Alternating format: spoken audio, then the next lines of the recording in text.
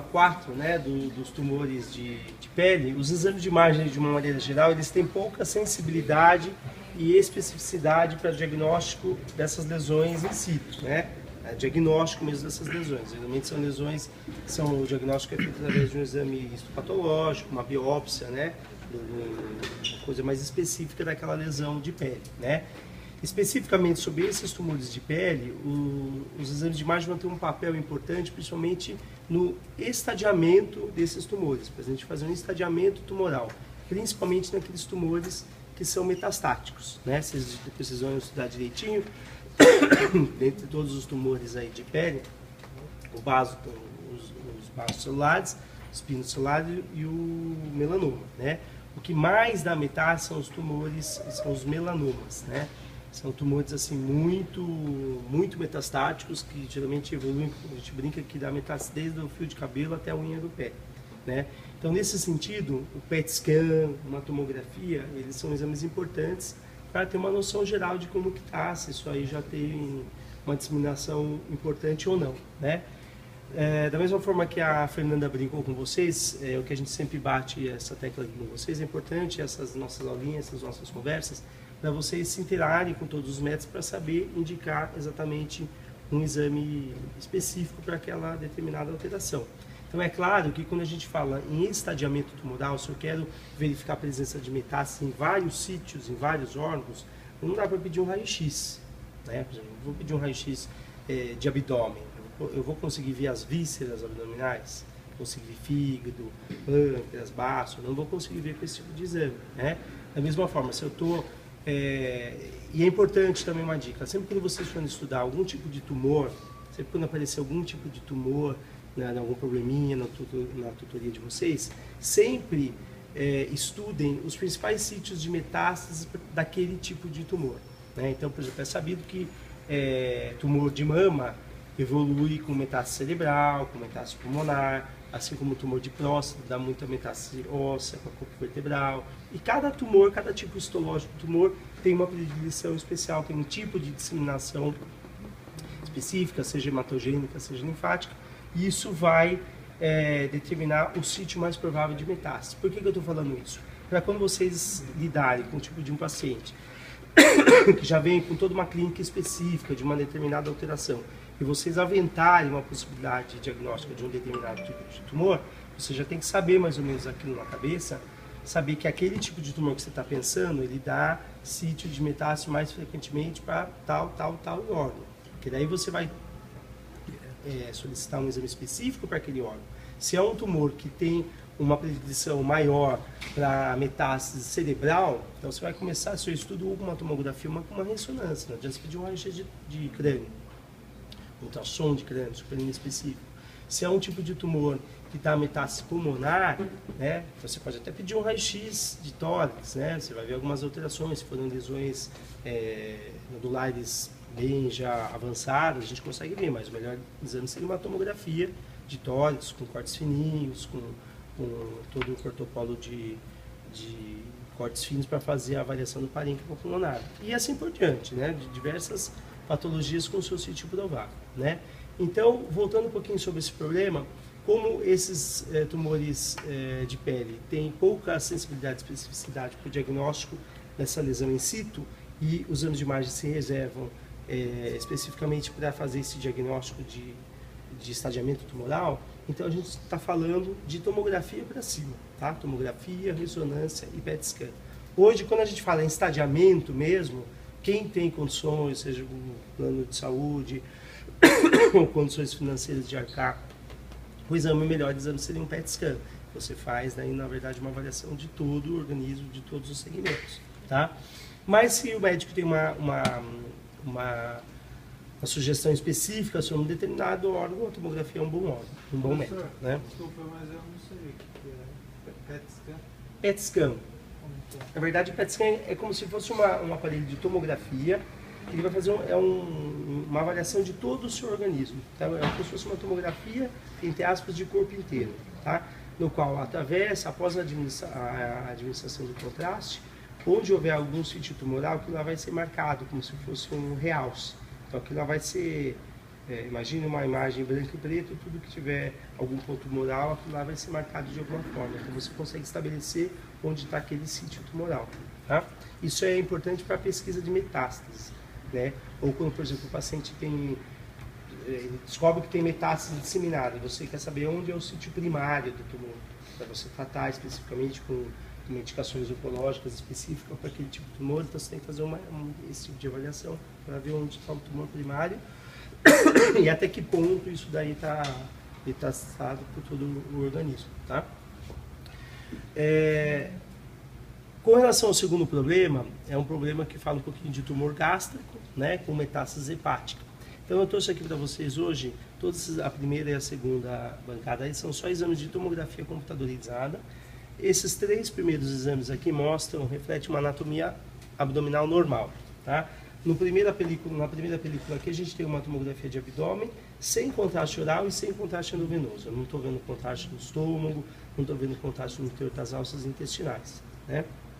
Esse segundo exame, também uma tomografia de abdômen, me revela a presença de contraste endovenoso. Por que eu sei isso?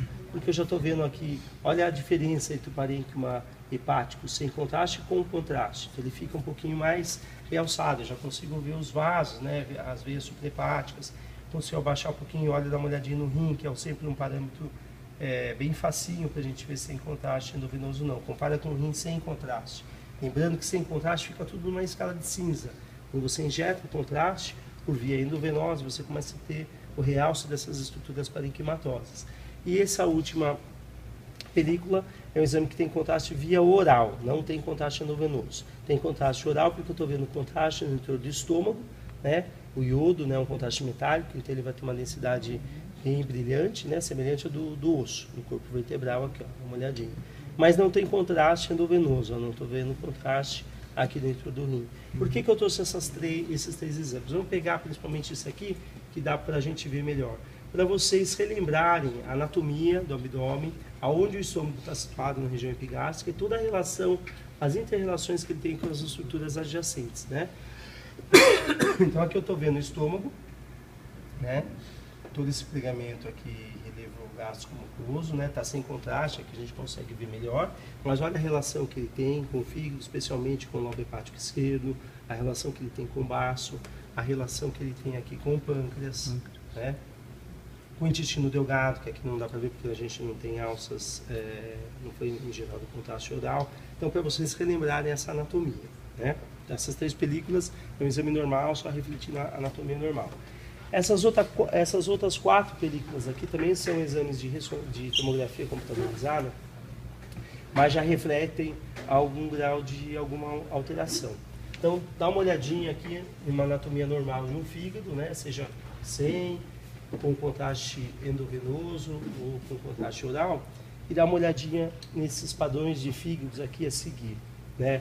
Vocês conseguem ver alguma diferença? Vamos um por um, nessa primeira película. Formato. Tem o quê? Pode falar, sem medo de errar. Vamos aqui, a primeira. Essa aí? O formato. Dá uma olhadinha no lobo hepático esquerdo e no lobo hepático direito. Tem diferença. O lobo hepático direito ele está todo distorcido, tá de contornos lobulados. Se você observar a densidade, ó, tem uma densidade heterogênea às custas de vários nódulos, mas principalmente uma lesão grande, uma lesão nodular irregular, com áreas mais hipodensas, que a gente chama, né? Hipoatenuantes de permeio. Isso aqui já reflete uma necrose central, né? Uma necrose tumoral de permeio, né? Então era um caso de um tumor hepático. E se a gente observar lá em cima, ó, lembra que a tomografia do abdômen a gente começa aqui nas bases pulmonares? Então eu pego parte do pulmão. Então estou pegando as bases pulmonares, né? Que é aquela topografia do exame, né? Desde a região aqui epigástrica até se for feito o abdômen pélvico, até a pelve lá embaixo. Então, obviamente, eu estou pegando parte da base pulmonar. Quando eu pego parte da base pulmonar, já consigo ver vários nódulos pulmonares. Então, era um paciente que tinha um tumor hepático, né? Tumor bem avançado, né? Já necrosado, com metástase pulmonares, tá? Esse outro exemplo aqui, são pacientes diferentes, tá, gente? Souza lá, não, essa aqui até é a mesma paciente. Tá vendo? Aqui é só para demonstrando aqui, isso aqui é uma fase sem contraste endovenoso, e aqui com contraste endovenoso. Então, por mais que sem contraste a gente já observa que já existe uma diferença de densidade, né? Já existe uma alteração aí, quando a gente injeta o contraste, toda a porção normal do parênquima, ela sofre um realce, e o próprio tumor, ele não tem um realce tão importante, esse tipo tumoral, né? Como vocês vão ver aí outros tipos. Mas fica mais nítida a lesão, né? Porque o que é o parênquima normal fica realçado normal, e a lesão fica mais evidente. A gente só observa um tipo de um contraste anelar, ou um contraste periférico, e ainda apontando aí áreas mais hipodensas, né, que refletem numa necrose tumoral. Só mostrando a relação do pré e pós-contraste. Esse outro tipo de exame, esse é um outro paciente, também numa fase sem contraste em cima e uma fase com contraste embaixo. Então, numa fase sem contraste, a gente também observa várias imagens nodulares. Ó. Esses pontinhos, bolinhas pretas aqui, são vários nódulos que, quando a gente injeta o contraste, ficam bem mais evidentes. Então, isso reforçando a importância da gente sempre injetar contraste na tomografia. O contraste, só relembrando, é o iodo, né? E ele pode ser feito por via oral, ou por via endovenosa, ou eventualmente, se necessário, né, em alguns casos, por via retal. O gadolínio é exclusivo da ressonância? Gadolínio somente da ressonância. O gadolínio somente e exclusivamente por via oral. Tá? A única via dele. O Primovist. É o tipo, é o nome do contraste, é o nome comercial. Né? Então, observem aqui, isso aqui é o típico exemplo do probleminha de vocês, né? O paciente com tumor gástrico, e daí foi fazer uma tomografia, apareceu várias imagens nodulares. Então, significa que ele já tem metástase, certo? Hepática, né? De uma maneira geral, guardem sempre isso. Os tumores do sistema gastrointestinal, de uma maneira geral, eles costumam dar metástase para o próprio sistema gastrointestinal. Então, o tumor hepático, ele pode dar metástase hepática, pode ser primário ou metastático. Um tumor gástrico pode dar metástase hepática. Um tumor de intestino, né, de cólon, costuma dar metástase hepática. Sempre dentro do trato intestinal. Tá? E aqui um outro tipo de exemplo, de um outro tipo tumoral, né? Percebam, olha só a diferença, né? No exame. O fígado está bem escurão aqui, porque é um fígado esteatótico, que a gente chama. É um fígado, esteatose é um termo que a gente designa para descrever uma infiltração gordurosa, geralmente paciente obeso, ou não necessariamente obeso, paciente, via de regra a gente observa esse padrão de fígado em paciente obeso. Você pode ter um indivíduo longilíneo, magrinho, com dislipidemia, então um aumento dos níveis de colesterol, triglicérides, seja por obesidade, seja por uma herança hereditária, ou seja por medicação, pode ter esse tipo de tumor, de padrão de fígado, que é o fígado esteatótico. Ele fica bem escuro na tomografia. Então, nesse caso, ele tinha um tumor, né, que ficou até bem visível pelo fígado ser bem esteatótico, já fica bem visível mesmo na fase sem contraste. Quando a gente injeta contraste, é um tumor que tem um realce bem importante, um realce homogêneo, também tinha uma área central necrótica, essa área mais pretinha aqui, ela traduz uma necrose tumoral. Tá? De uma maneira geral, o diagnóstico dos tumores gástricos não é feito por exame de imagem, propriamente dito, é um diagnóstico endoscópico, né? A não ser que seja um tumor que esteja para fora do estômago, né? Na mucosa, na parede externa do estômago. Lembrando que a endoscopia ela vai ver o órgão intraluminalmente, dentro do órgão, todas as porções, esôfago, estômago, duodeno, mas vai visualizar o estômago, né? Que é o objeto em questão aqui do estudo hoje, todo o órgão lá dentro. Se tiver uma lesão de parede externa, a endoscopia não vai ver isso. Daí tudo bem, a tomografia ou uma ressonância magnética teria um papel importante. Bom? Muitas vezes é um diagnóstico difícil, porque hoje todo mundo, quem aqui nunca teve uma dor de estômago, uma gastrite, né, assim, vida estressante, come mal, tem gente que fuma. Então é muito comum, às vezes é um diagnóstico que demora para ser realmente elucidado, né? Então vai tratando com antipiréticos, com analgésicos, depois demora anos para conseguir fazer uma endoscopia, e muitas vezes quando faz a endoscopia pode ter esse tipo de tumor. Tá?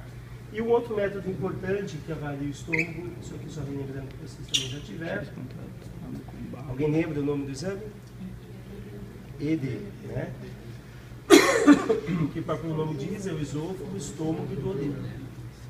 Então aqui eu peguei especificamente uma imagem contrastada do estômago, Porque se vocês pegarem uma peça ali anatômica, o estômago é exatamente isso que vocês vão ver, ó.